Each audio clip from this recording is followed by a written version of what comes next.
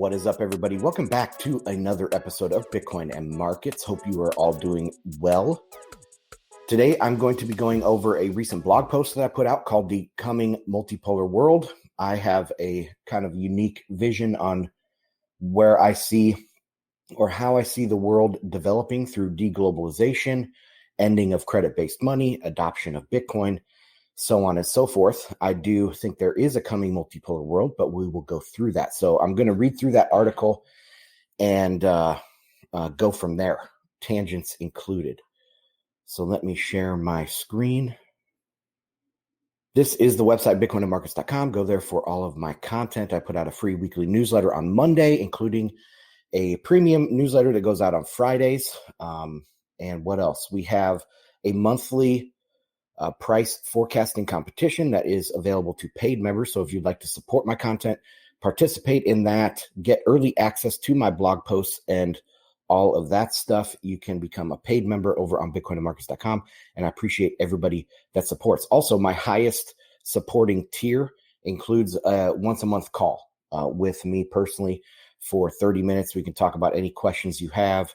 If you are talking to somebody and you want to know how I would answer a certain question or whatever, very specifically, we can have that 30-minute call and go over whatever you want to talk about. So that is open on the website as well. Check out bitcoinandmarkets.com.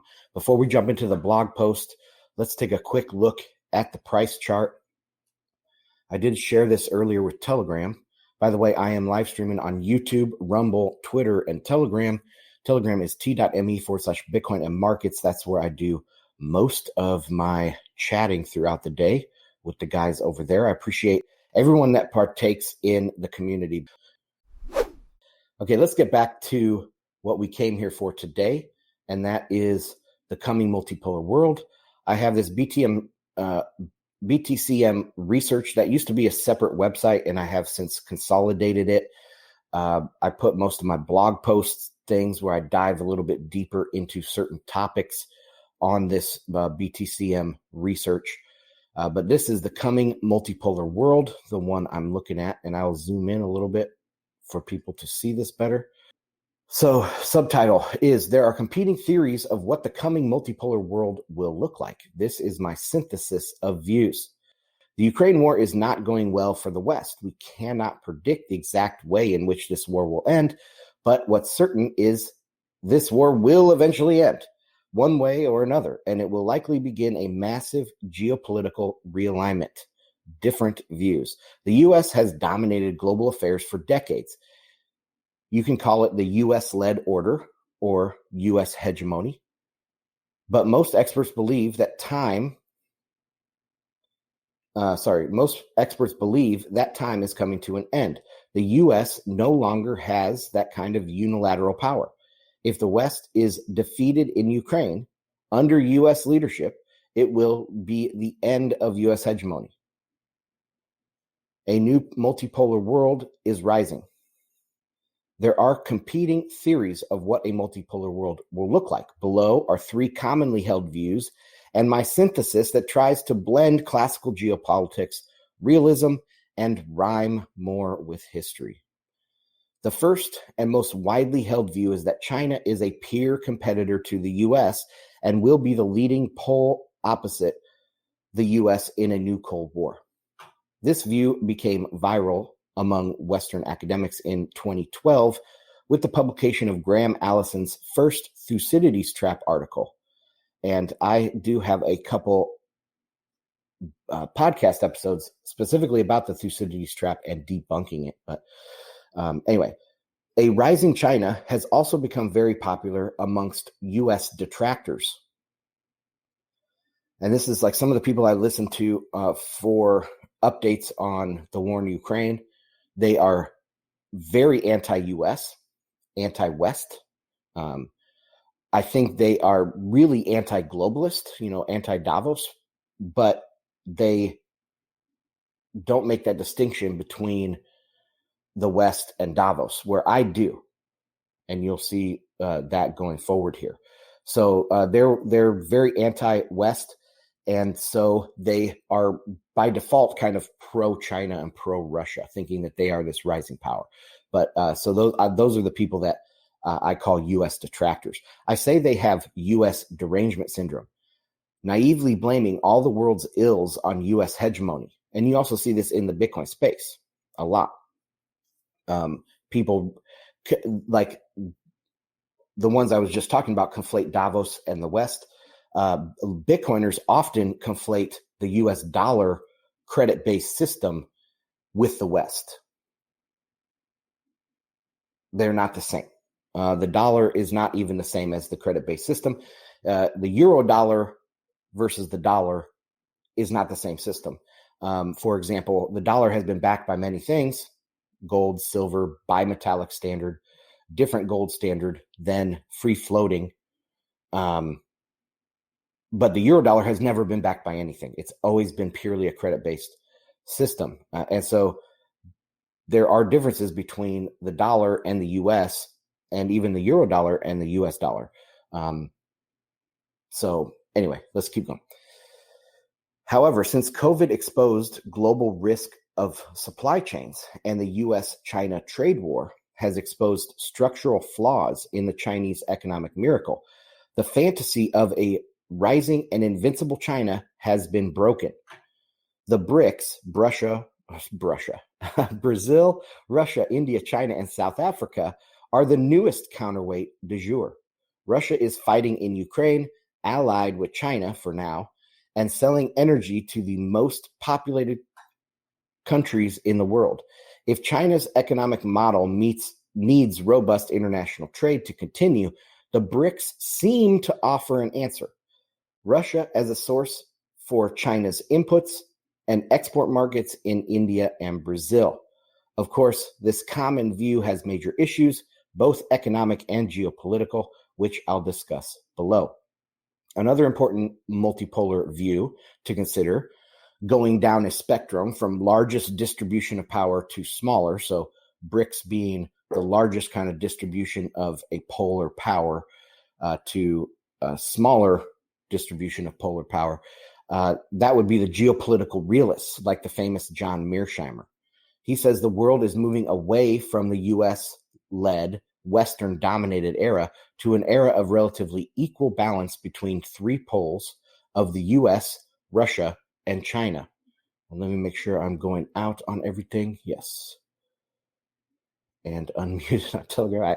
I get these sinking feelings every once in a while that I'm not going out. But okay, notice he does not involve South America or Africa in his view of power politics.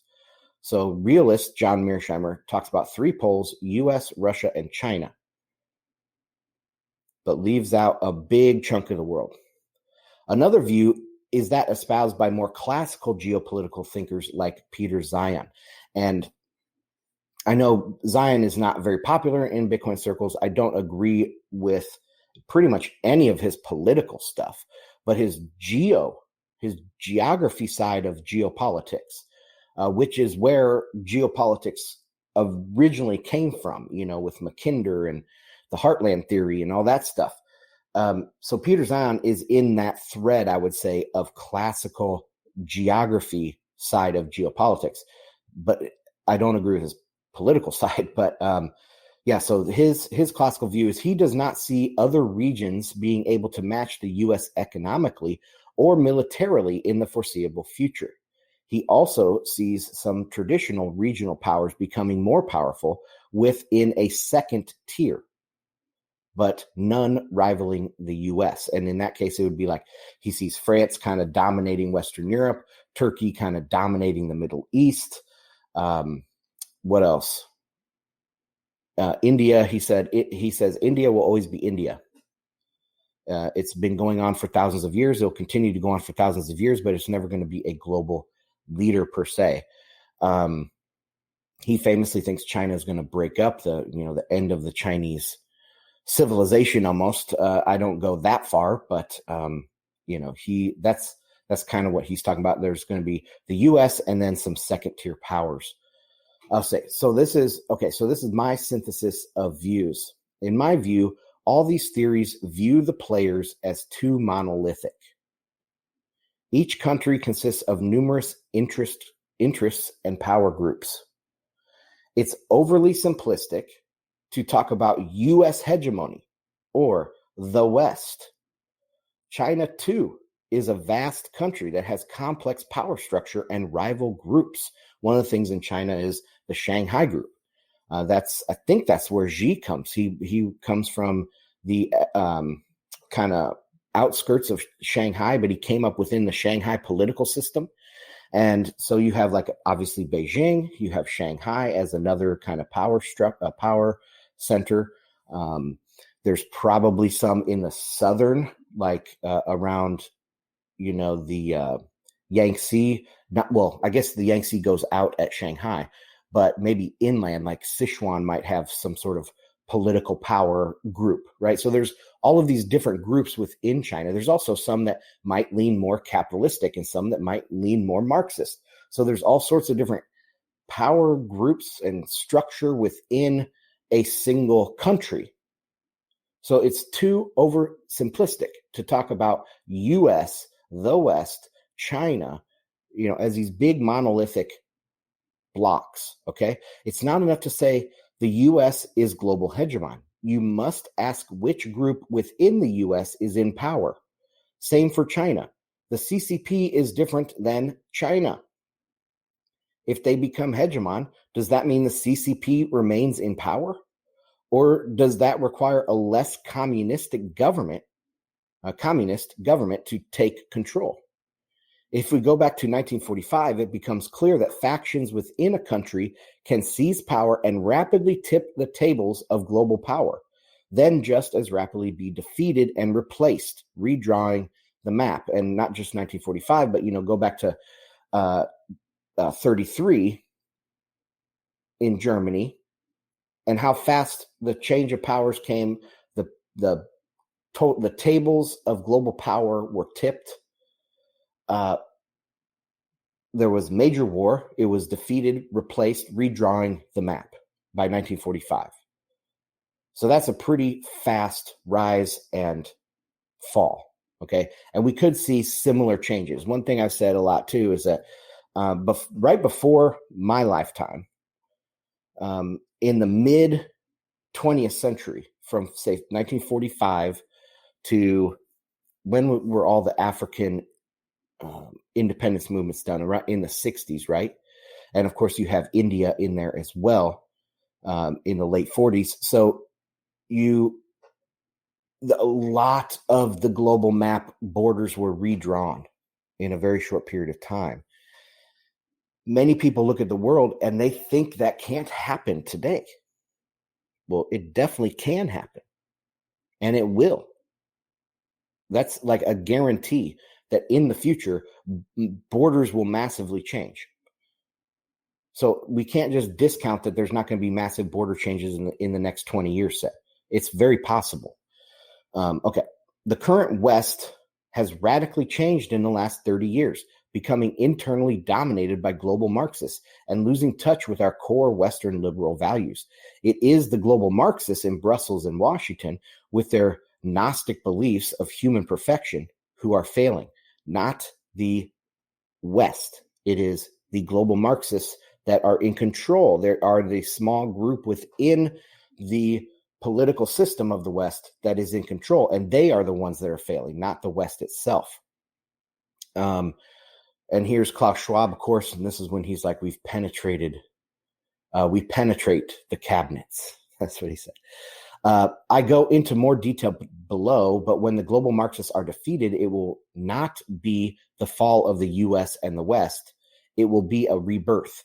The common view above is some other great power must rise to rival the West, when in fact it is the new West that is rising and the current iteration of leaders who are falling.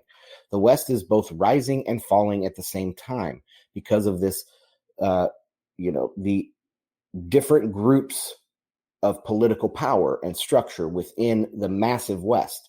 I put out an image this morning on Twitter, and let me just pull up my Twitter profile real quick. Don't want to take too much time here, but share this tab. This is this kind of well-known crazy pie chart of the global economy, with the U.S. sitting here with the biggest chunk, and then China. And I say, if China's economic model is failing, and it took them 3 decades to get where they are, starting with low debt and booming demographics, who can challenge U.S. dominance over the next several decades? Who's going to step up and rival the United States? The only answer that is possible is a group of nations. Okay. A group of nations. But what was my point? Let me see. Going back on this. So the West, if you look at this, the West is the US, Japan is in there, UK, Italy, France, Germany, all these most of the big sections are the West. It is large enough to have 2 competing power structures. So these two, like the multipolar world, doesn't have to be a pole outside of the U.S. or the West that rises. It could be that the West and the U.S. split into 2 poles. And that's kind of what I'm trying to describe here in this piece. But let's continue here. China and Russia cannot rise. People wrongly see a false dichotomy that a declining West must be offset by a rising China or Russia. This is not the case. As the West experiences internal fights, their global influence and police power will wane, leaving room for the weaker states to pursue their geopolitical goals. China and Russia are not rising. The West is distracted by internal political battles. Both China and Russia, and we know this because of the rise of populism. The rise of populism around the world, and it's particularly in the West, but we do see it in Japan, which I kind of consider part of the West, even though it is East. And India, Modi is a populist leader. So there are, and of course, Putin is a populist leader. But in the West, we're seeing this populism rise all over the place. And that is a sign of the West is being distracted by internal politics. It's not necessarily that China and Russia are rising. Excuse me. Both China and Russia have massive demographic cliffs coming. Russia has been below replacement fertility since 1970, people. The life expectancy of males is 65, and many of their engineers and scientists are near retirement or left after the USSR fell. Not all, but much of the natural resource industry is run by Western companies, engineers, and scientists, because they just have no, natural born science, or they have very few left. They all work for the Western companies. So Russia not only has a demographic problem, they have a problem where their engineers and scientists are either leaving or close to this life expectancy age. It's not good. And here is the total fertility in Russia. You can see 1970, it fell down below replacement, kind of peaked out here in 1990 with the fall of the USSR, but quickly dove back down. It's kind of making a recovery, but overall, even if this goes above replacement, let's say in the next 10 years, it manages to get back above replacement, those kids born are not going to become engineers and scientists for 20, 30 years down the road. 40 at their most productive, right? So we're talking 2030 plus 40. So 2070 before the next group could even come in to save it. And we're trying to figure out what's going to happen 2030 and 2040. This is a long-term problem. All right. China is in worse shape. Russia at least has a balance between men and women of childbearing age. China, on the other hand, after decades of one-child policy, has many fewer females. Of childbearing age, men outnumber women by roughly 11%. That means the replacement fertility rate is higher than countries with equal numbers of men and women, because this is hard to explain. But obviously, the women are the ones that need to have the babies. And so if you have fewer women per men, you're having to replace more men. The women are having to replace more men to keep it even. So the fertility rate is actually per woman needs to be much higher. So if you measure this by population, the fertility rate's 2.1 for sustainable, for population. But if you look at it and you have fewer women, by 11% fewer women, those women need to have way more kids per woman to have the replacement rate. And I tried to do some back of the napkin math on this. With a significant number of fewer females, each female would need to have more children to reach a total population replacement number.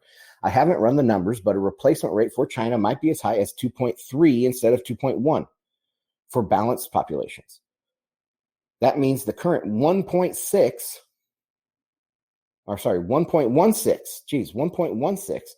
is their fertility rate right now. It's half of what it needs to be. Is even further negative. Fewer people having fewer kids snowballs on itself below replacement. The further you go below replacement, the faster the decline. At 1.16, the population decline is going to be shockingly fast. And I just saw a new statistic this morning. The brand new statistic out of Hong Kong is 1.09. So it's even further down below 1.16. It continues to fall. I mean, the West is not in that much better shape. Germany is in horrible shape. France is in okay shape. The U.S. is in relatively good shape compared to all the other major economies.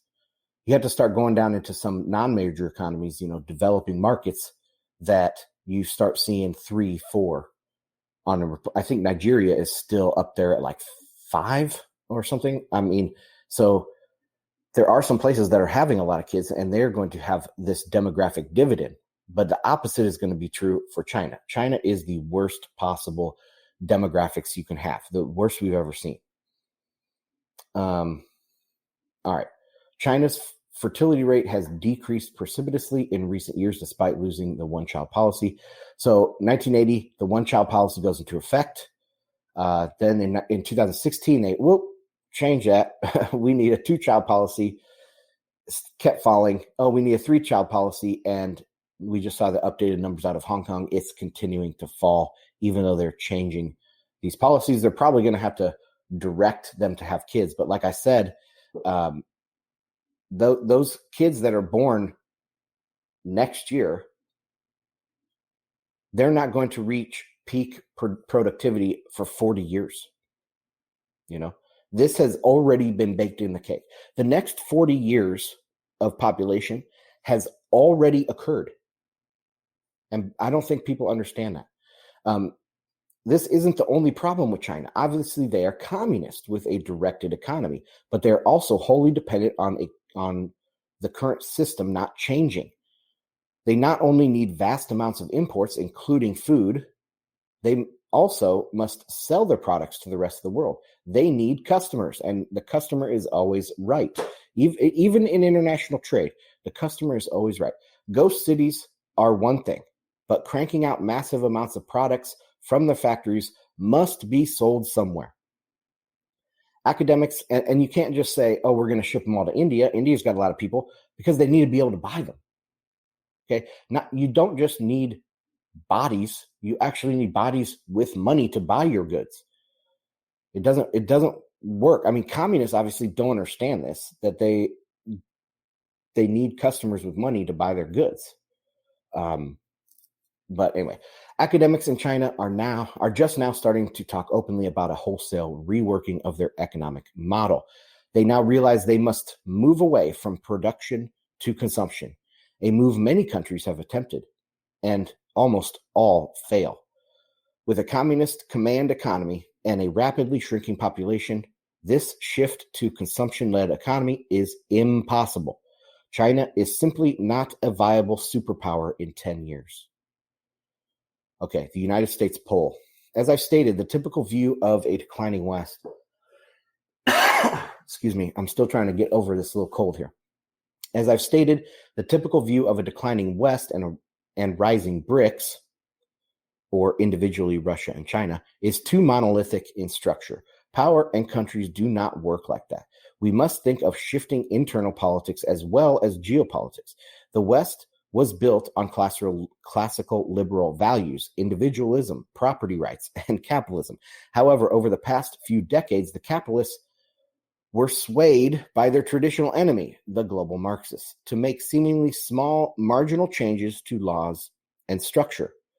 The globalists used the liberal slogans of equity and anti-discrimination to sneak in anti-liberal policies. And it worked because economic growth was robust. The capitalists were drunk on success and globalization. They didn't notice their dream of opening the world to free trade had been hijacked by the global Marxists. Today, the economy has soured with the end of a long-term debt cycle. And if you guys know my content, I talk about that all the time. This is the end of a 75-year global credit bubble. That's what this is. The end of the story is deflation, not inflation. Robust growth has turned into a rolling financial crisis. The Marxists have become entrenched in academia, the media, and government. They flex their control muscles with the recent issue that we had here, coordinating a shutdown of the global economy, which shook the capitalists out of their delusion. So I think that's true. I think what happened in 2020 through 2021 and 2022, shutting down the global economy, that actually woke up the capitalists. And that's why we've seen Wall Street, I think, turning against these globalists. Jerome Powell is I would say, an anti-globalist. He's stiff-arming CBDCs. He's stiff-arming climate change policies. He's stiff-arming all of this stuff. He works for Wall Street. The Federal Reserve is owned by Wall Street banks. And so they've woken up, I think. COVID made them wake up from their Marxist delusion. So lockdowns, ESG, DEI, struggle sessions, fiery but peaceful protests, and financial weaponization finally woke people up. That last one is the straw that broke the camel's back, in my opinion, and it's financial weaponization. All the talk about a CBDC, its total lack of benefit other than greater political control, spooked the capitalists on Wall Street to begin extricating the globalists from the West. So we have a major elite on elite competition going on. The two poles here are the Davos globalists and kind of Wall Street, Main Street coalition. The true cost of these Marxist policies are now being felt as the economy is simply not strong enough anymore to absorb them. Like anyone getting backed into a corner, the globalists are fighting back. They are going full speed ahead, trying to not only secure their positions geopolitically, but also defeat their detractors domestically. And we see this all over the West, demonizing Le Pen, all far right, far right, far right, far right. Everybody's far right. This stuff with Javier Milei, I don't know how you pronounce his last name, down there in Argentina, far right, even though he's like a libertarian, he's far right. Everybody they don't agree with is far right. So they are not only fighting geopolitically in like Ukraine, but also they're fighting domestically against their detractors. This battle is what people feel as the decline of the West. So them fighting these geopolitical battles and fighting their domestic detractors, that's what we feel is the decline of the West. And you've heard that probably, I'm sure, the decline of Western civilization, yada, yada, yada. No, what we're seeing is the decline of the globalists, just one power group within the West. This has happened many times. People would have said World War II is decline of the West or something like that. People living in 1848, mid 19th century, 1848 in Europe, 1865 in the U.S., massive, sea changes. People would have thought this was the end of Western civilization. But it wasn't, and it's not now either. What we're feeling is this battle between shifting blocks, political blocks within the West. And so then people falsely will think this is the end stage of liberalism, which it is not. The Ukraine war is a way to bring Europe to heel under globalist-led U.S. protection. And I don't have time to break this down 100% right now, but maybe I'll have to come back and readdress this because I do have a hard stop here in 10 minutes. So I'll try to get through this. The Nord Stream pipeline sabotaging an early peace deal, draining NATO weapons stockpiles, all these things make Europe more vulnerable, more dependent on the U.S., and weaker in general. Weaker economies and despondent people are easier to control. Marxists always think in terms of breaking people down to control them. Western sanctions also had the added benefit in their eyes of harming the Russian economy. The aim was to bring everyone down. These are two poles which initially emanate from the U.S. in the coming multipolar world. One is the Wall Street capitalists. This is the rising class.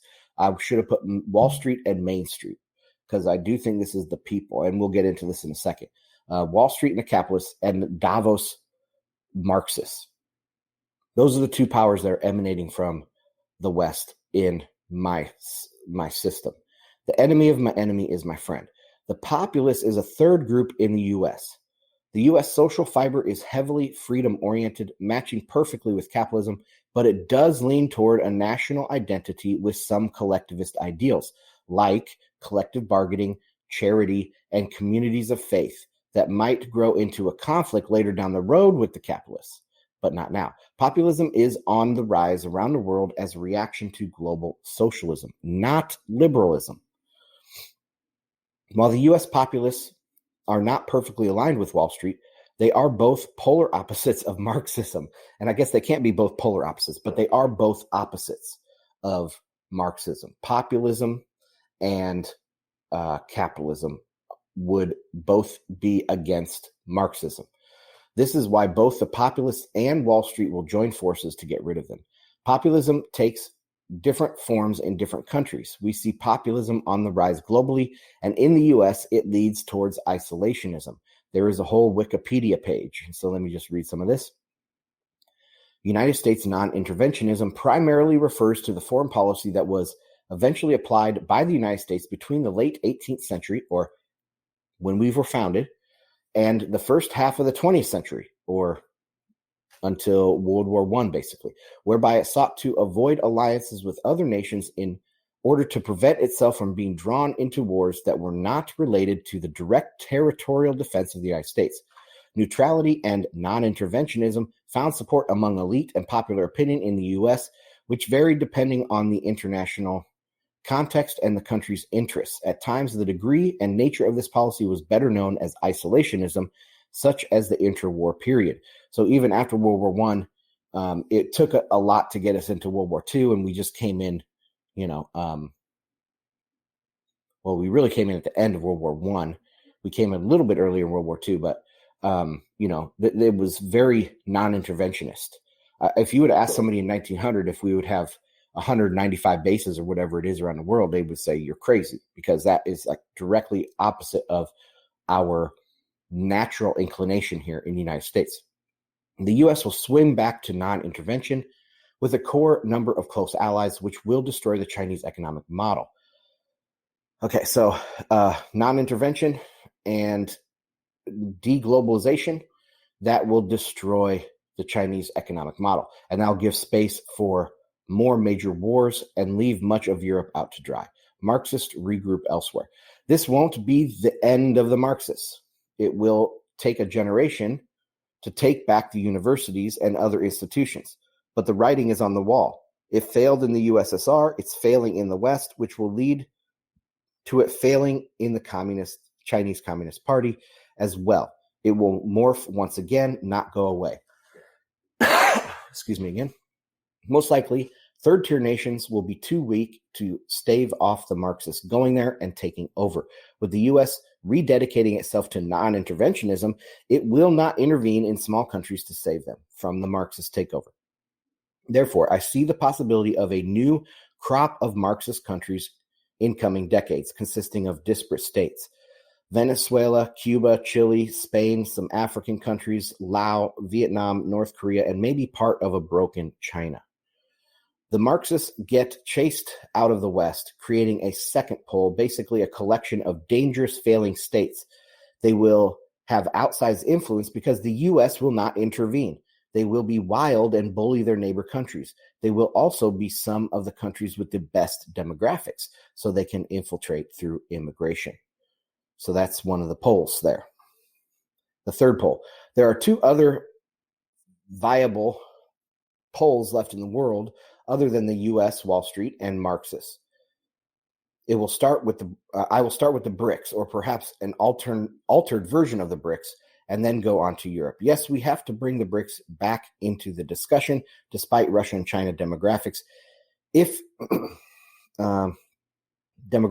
you put them together, they make a formidable force.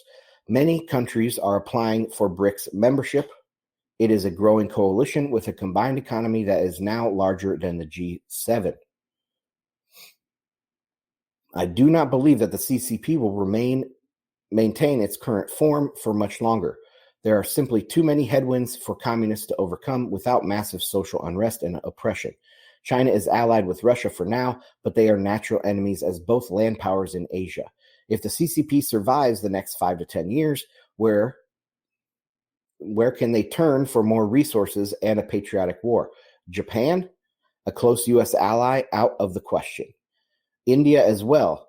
That leaves the stands, Kazakhstan, Kyrgyzstan, Tajikistan, and Turkmenistan and Uzbekistan, with their vast natural resources. The only problem is they're close allies of Russia to varying degrees. I think it is likely that the CCP and Russia will have a conflict in the coming decade.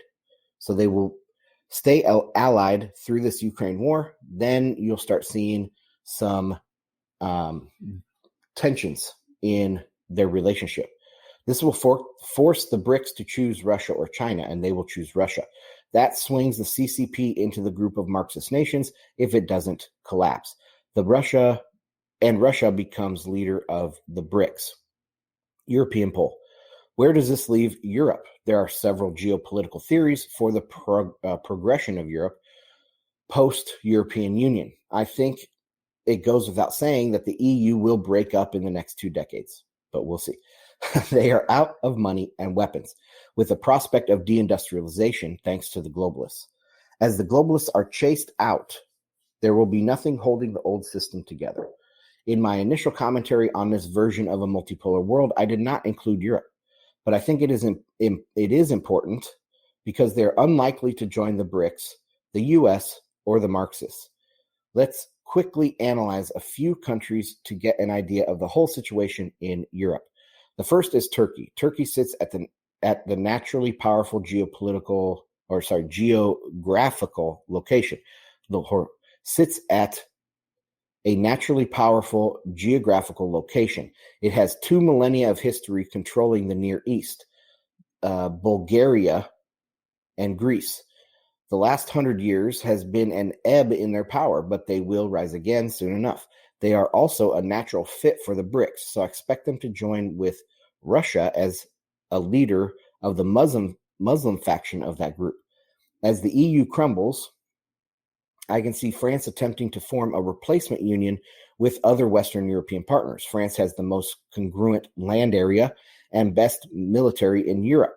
The long-term divide along the Rhine will come back. Roughly west and south of the Rhine will likely be a group, perhaps led by France and Italy, with interests in North Africa and the Mediterranean. This would include the Low Countries, perhaps retaining Brussels as the capital of a Western European Union.